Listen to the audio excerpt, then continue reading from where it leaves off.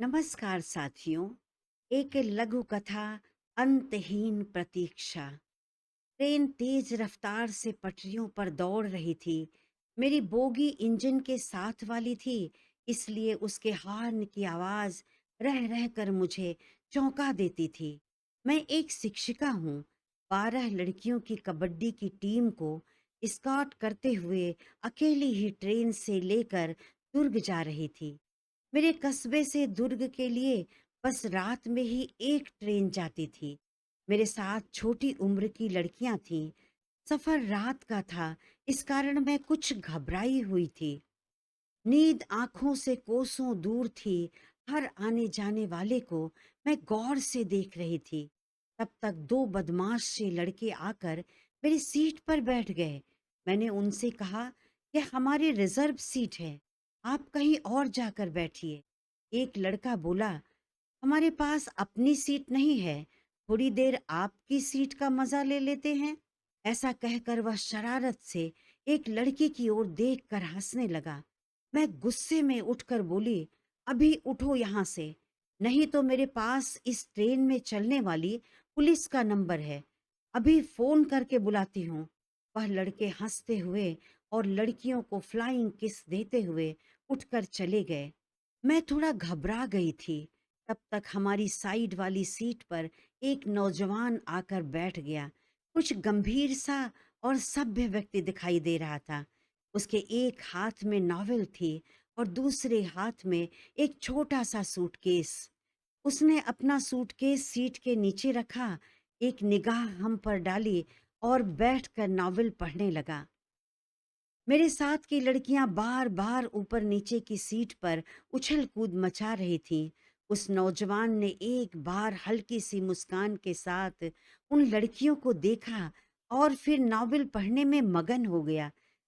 जाने क्यों मुझे थोड़ी तसल्ली हुई कि हमारे पास की सीट पर एक सभ्य व्यक्ति बैठा है। ट्रेन फिर से अपनी पूरी रफ्तार में चल पड़ी।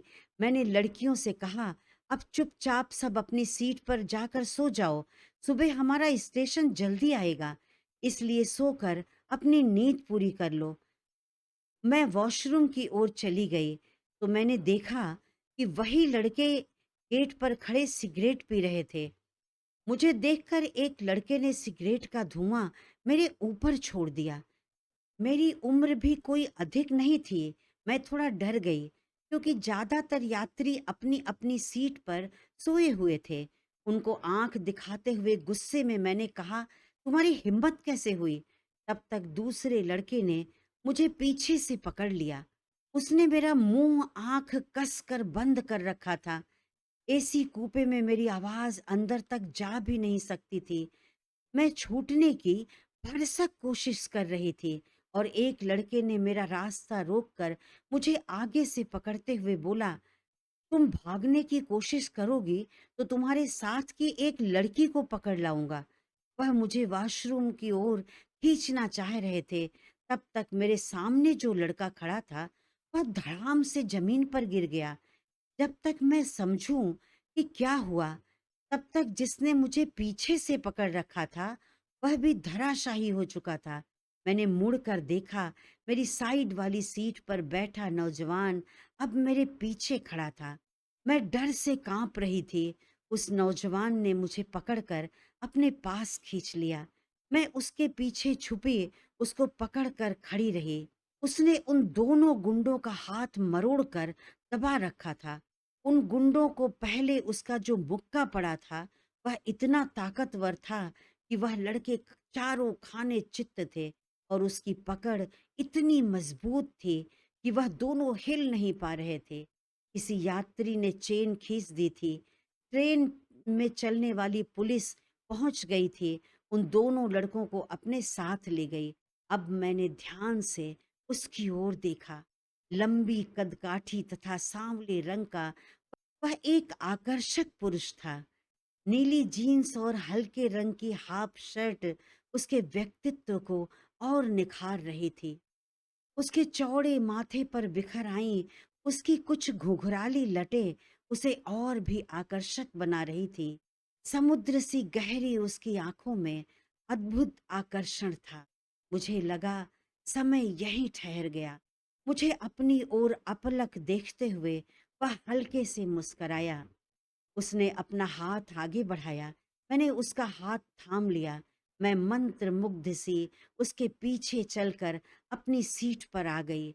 मुझे मेरी सीट पर बिठाकर वह अपनी सीट पर बैठकर फिर से नॉवेल में खो गया, जैसे कुछ पल पहले कुछ हुआ ही ना हो।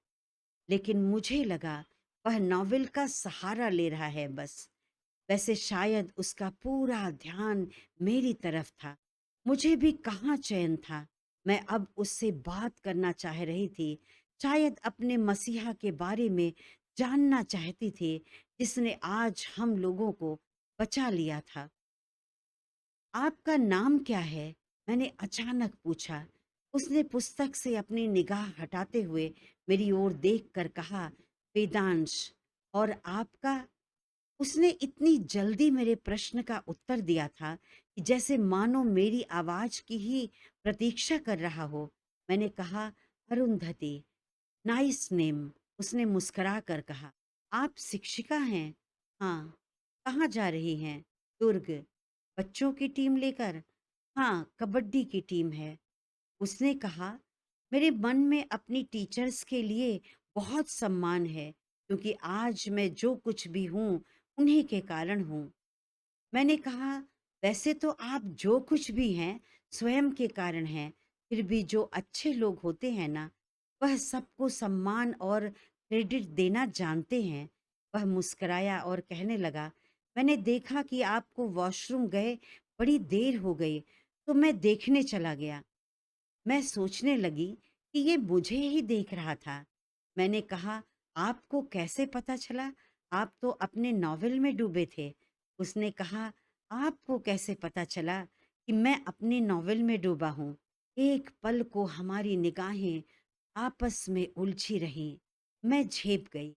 अचानक खिड़की के बाहर देखते हुए उसने कहा, ओह! म- मैं भी बाहर देखने लगी। शायद कोई स्टेशन आ गया था। उसने अपना सूटकेस उठाते हुए कहा, मेरा स्टेशन आ गया है। जाने क्यों मेरे दिल को धक्का सा लगा। मैंने मायूसी से कहा, इतनी जल्दी? उसने एक भरपूर निगाह मुझ पर डाली और मुस्कराया। जाते जाते बोला, फिर मिलेंगे। मेरे होठ धीरे से बुदबुदाए, कब?